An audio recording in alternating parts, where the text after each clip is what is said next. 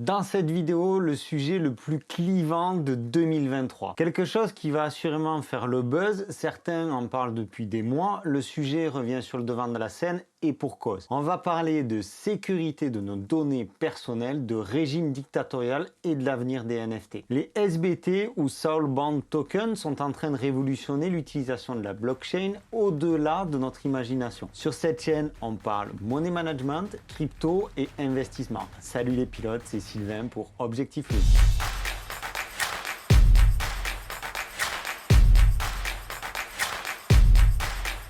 Est-ce que les SBT sont vraiment une bonne idée? Accueillis comme une solution miracle, ils ont très rapidement été décriés au sein de la communauté crypto. Les SBT sont en fait des NFT non transférables liés à une adresse. De plus en plus de projets utilisent ces jetons, pourtant il y a des risques considérables. D'où sortent les SBT? Comment est-ce qu'ils fonctionnent? Quelles peuvent être les dérives liées à leur utilisation? Qu'est-ce que les SBT peuvent changer dans notre quotidien? C'est ce que nous allons voir dans cette vidéo. Si vous aimez le contenu de cette chaîne, vous pouvez cliquer sur le bouton ici, ça met en avant la chaîne et ça me fait plaisir de compter chaque jour de nouveaux passagers à bord de la navette Objectif Lune. Avant de parler des SBT, revenons brièvement sur le buzz des NFT. Ceci afin de mieux comprendre en quoi l'arrivée des Soulbound Tokens est révolutionnaire. Un NFT ou jeton non fongible est un jeton numérique, un token qui vit sur la blockchain. Chaque NFT a son propre code d'identification et ses propres métadonnées, ce qui signifie que chaque NFT est unique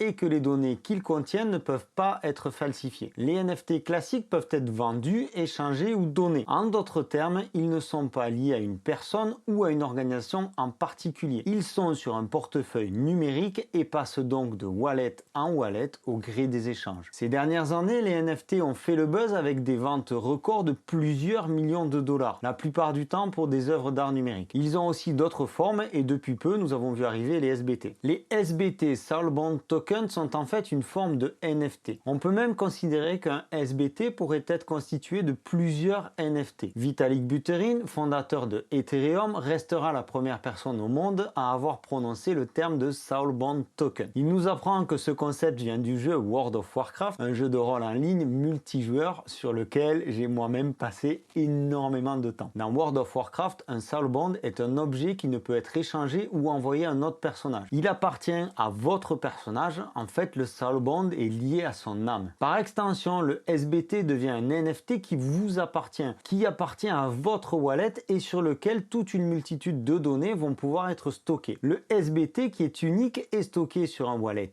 unique qui vous appartient. Je sais, j'insiste un petit peu, mais tous ces termes ont vraiment leur importance. À l'image de notre magicien qui développe un nouveau sortilège dans World of Warcraft, votre centre de formation, votre école pourra vous faire passer vos diplômes directement sur votre wallet, ce qui permet via la blockchain d'attester de la véracité de votre diplôme et sa propriété. La chose à retenir est la suivante. Les jetons Soulbound rassemblent toutes les informations factuelles vous concernant, décomposées en NFT individuels et stockées dans votre portefeuille blockchain personnel. Et c'est justement là que ça peut coincer. Je vais y venir. Rappelons que la blockchain fonctionne sans tiers de confiance, ce qui rend ces informations incontestables à partir du moment où elles ont été vérifiées par la blockchain elle-même, dans les grandes lignes. Vous connaissez peut-être ces histoires de faux docteurs qui faisaient des opérations sans diplôme. N'importe qui peut s'afficher aujourd'hui diplômé d'une grande école sur Facebook sans que l'on puisse réellement le vérifier. À partir du moment où l'institution, le tiers, va nous fournir la preuve sur votre wallet, sur votre portefeuille,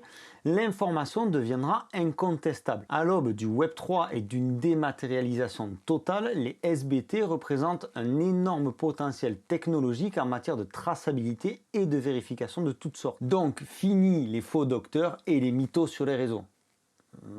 Quoique. Avec un diplôme lié au Soulbound Token sous forme de NFT, plus aucun souci de vérification, le diplôme est unique et infalsifiable. Les SBT ne se limitent pas seulement au diplôme ou aux autres certifications, ils peuvent être liés à une myriade d'autres traits, caractéristiques et informations personnelles. Par exemple, un SBT pourrait être utilisé pour vérifier votre nom, votre anniversaire, vos affiliations politiques, vos dons caritatifs, votre casier judiciaire, vos antécédents médicaux, votre nationalité, votre éducation religieuse, vos antécédents militaires, etc. etc. Les possibilités possibilités sont quasiment infinies. Certaines existent déjà d'ailleurs. Prenons un autre exemple. Le Binance Account Bound est un SBT émis sur la blockchain de Binance. Il n'a aucune valeur monétaire et ne peut être transféré. Il est lié à votre compte, à votre wallet. Il contient toutes les données relatives à votre identité au sein de Binance, tout votre profil utilisateur. Les applications sont multiples, des plus simples aux plus abouties. Imaginez votre permis de conduire sous forme de SBT. L'État vous ajoute et vous retire vos points sur votre SBT directement sur votre wallet. L'information est consultable en temps réel de n'importe quel endroit de la planète et par n'importe qui, ou presque. C'est ce que nous verrons plus loin. Dans le système bancaire, un SBT peut rassembler les informations liées à vos crédits et votre rapport de solvabilité, vos antécédents, votre surface financière, etc., etc. Nous pourrions aussi avoir des informations très utiles comme nos antécédents médicaux,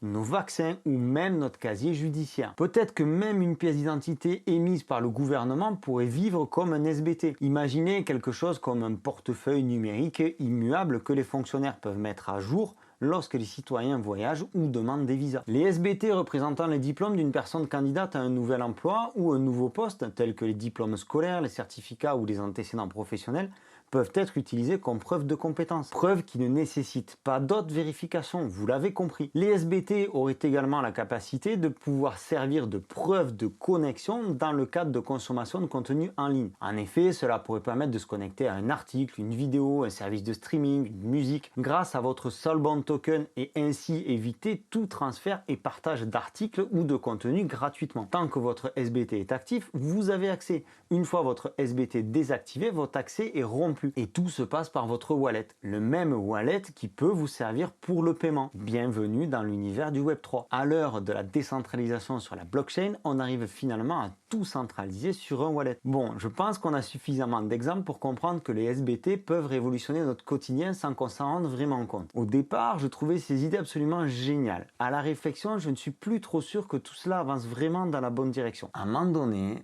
ça peut partir en vrille. Que se passe-t-il si on vole votre wallet? Votre wallet, vous en êtes le propriétaire à partir du moment où vous possédez la clé de sécurité. Mais rien ne prouve que ce soit le vôtre en quelque sorte. Vous comprenez? Cette clé de sécurité a pu vous échapper, elle peut être volée, hackée ou vous avez peut-être même pu vendre votre identité. Que se passe-t-il si l'on venait à pirater votre wallet? En réponse à ce problème, Buterin a proposé une adoption à l'échelle de la communauté. Il appelle ça un modèle de récupération sociale. Avec la récupération sociale, les utilisateurs peuvent désigner un ensemble d'individus ou d'institutions appelés tuteurs. Ces tuteurs ont la capacité d'accéder et de modifier les clés privées du portefeuille d'un utilisateur si ces clés sont compromises. Cependant, cela ne résout pas tous les problèmes. Par exemple, un individu pourrait avoir des difficultés à récupérer des SBT volés si les personnes qu'il a désignées comme tuteurs sont décédées ou si les relations sont rompues. Et si par vengeance ou par malheur un groupe de tuteurs décide de se liguer contre une personne, il se passe quoi? Les résultats pourraient être absolument catastrophiques. Il me vient bien une idée encore un peu difficile à admettre, mais une identification biométrique pourrait permettre une fois pour toutes de régler le problème d'appartenance du wallet à son utilisateur. Ne dramatisons pas tout. Il y a des points très intéressants quand on creuse les évolutions. Prenons un exemple sensible. Vous faites du tir sportif. Vous voulez faire l'acquisition d'une nouvelle arme. Le commerçant, via votre wallet, votre SBT, va demander une vérification. À l'arrivée, à la sortie de cette vérification, il y aura un simple oui ou un simple non, sans pour autant que le commerçant soit au courant de toute votre vie privée comme c'est le cas aujourd'hui. Ce qui l'intéresse, lui, c'est de savoir s'il a le droit de vous vendre cette arme. Est-ce que oui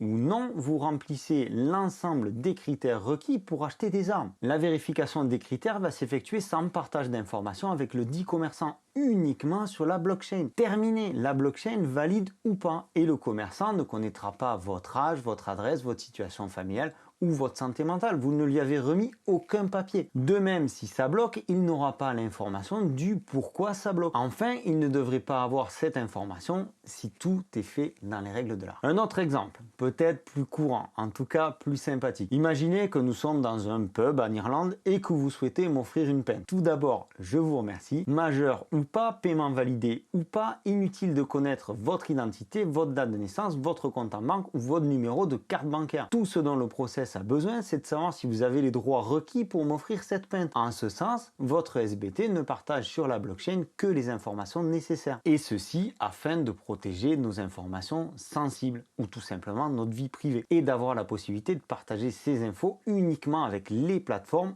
ou les personnes qui en ont besoin. Il faudrait rendre les SBT invisibles ou plus précisément illisibles sur la blockchain, que la blockchain puisse les consulter selon des droits bien définis. Vous comme moi sont certainement inscrits sur de nombreux sites comme des plateformes crypto ou des sites de vente en ligne. Ces sites demandent toujours une vérification d'identité. Imaginez avec votre SBT valider votre droit de connexion sans fournir vos papiers, seulement l'autorisation. Fini les envois de justificatifs de domicile, de passeport ou autre. Et donc aucun risque que la plateforme ou le site en question partage vos données ou se les fasse pirater. Après tout, ce qui devrait réellement les intéresser, c'est uniquement savoir si vous avez le droit d'acheter ceci ou cela. En gros, est-ce que vous êtes majeur dans votre pays et est-ce que vous pouvez payer? Tout le reste, ce n'est que collecte de données. Pour conclure ce chapitre, pour chaque action, pour chaque requête envoyée sur vos SBT, ce qui nous intéresse à la sortie, c'est d'avoir un oui ou un non, en quelque sorte. Et c'est un peu là que ça se complique. Vous l'avez compris, parce que sur la blockchain, tout est visible, ou du moins tout peut être visible. Alors comment partager les informations nécessaires uniquement quand cela est utile? Monsieur Buterin, il va falloir travailler un peu sur ça. C'est important pour notre vie privée. Oui, monsieur. Ce qui prime le plus dans toute cette histoire, c'est quand même le respect de la vie privée, la non-divulgation de l'identité, la protection de données. Revenons à notre cas de vol de wallet. En soi, votre SBT est lié au wallet, donc il ne risque pas d'être vendu ou déplacé. Mais les données qu'il contient peuvent tout à fait être extraites et revendues. On sait déjà que le vol d'identité est monnaie courante dans la vie réelle. Alors quoi de plus facile que d'extraire des données pour les partager une fois que le pirate a accès au wallet? Comme je le disais, on a la même problématique que toutes les données qu'on a envoyées sur des sites où l'on s'est inscrit. On le sait, c'est monnaie courante, il y a souvent des hackings de sites et vos données sont partagées. Ensuite, la mise en place de SBT peut dans certains cas devenir très dictatorial. Si les gouvernements ou certaines organisations ou certaines sociétés ont accès à toutes ces informations, on peut rapidement imaginer se retrouver comme en Chine, avec une catégorisation sociale, une mise dans des cases. Les titulaires d'un SBT spécifique pourraient se voir refuser l'accès à certaines installations, se voir refuser des soins médicaux, se voir refuser des permis de voyage, voir leur droit de vote révoqué, etc., etc. Imaginez combien nous pourrions être fichés dans le métaverse et catégorisés. Dans toutes ces possibilités, il y a des choses acceptables et d'autres pour lesquelles il faudrait que chemin se fasse avant que le système de SBT ne prenne trop d'ampleur. D'un autre côté, la sécurité de la blockchain pourrait éviter à d'autres de se faire passer pour nous. Cela pourrait sécuriser favorablement certaines choses. Fini la tricherie. Votre SBT devient comme votre ADN sur la blockchain. Il vous représente, vous et personne d'autre. Tout devient relié, connecté, sécurisé. Bien que les SBT représentent une réelle opportunité, il convient de rester prudent. En effet, la technologie reste intéressante. Cependant, les dérives qui peuvent survenir de par son utilisation peuvent avoir des conséquences dramatiques. Comment être sûr que ce wallet vous appartient, que c'est vraiment le vôtre? Comme une photo sur une carte d'identité. De là à nous faire tatouer un QR code sur la peau pour prouver que ce SBT est bien le nôtre, la frontière est très mince. Ou alors via votre ADN ou une vérification biométrique. On nage en pleine science-fiction et pourtant, je vous assure, ce n'est pas si loin. Les SBT auront certainement une place prépondérante au cœur des systèmes en Web3 comme le métaverse. Vitalik nous avait annoncé une sortie des SBT en fin d'année 2022. Force est de constater qu'il y a encore beaucoup de travail. Pourtant, certaines sociétés travaillent déjà sur un système de vérification d'identité contenu dans des SBT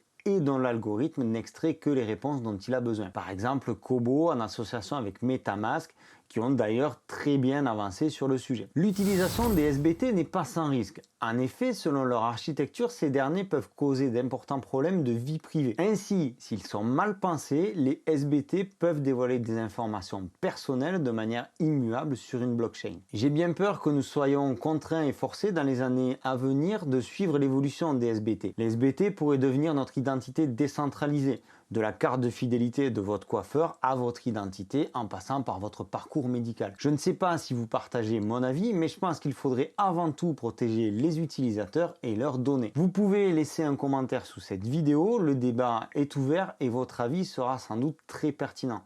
Et je vous en remercie. Le concept des jetons Soulbound, bien qu'intéressant, est assez nouveau et on ne peut pas remplacer l'écosystème NFT. Au lieu de cela, les SBT peuvent servir de moyens alternatifs de contrôle d'identité et de vérification globale. Est-ce que les SBT ont la place dans le monde réel Ou est-ce qu'ils peuvent rester une fonctionnalité dans le futur métaverse qui nous attend? Est-ce qu'ils redonnent réellement aux utilisateurs la possession de leurs données personnelles sans avoir à renseigner une multitude de sites ou de documents qui sont autant de fichiers qui sont stockés? Est-ce que nous sommes à l'aube d'un nouveau flicage de nos données? Il reste encore beaucoup de défis techniques et de points fondamentaux à traiter pour éviter des dérives aux conséquences qui pourraient être dévastatrices quant à l'utilisation des Soulbound tokens. Si cette vidéo vous a plu, eh bien vous pouvez vous abonner ici.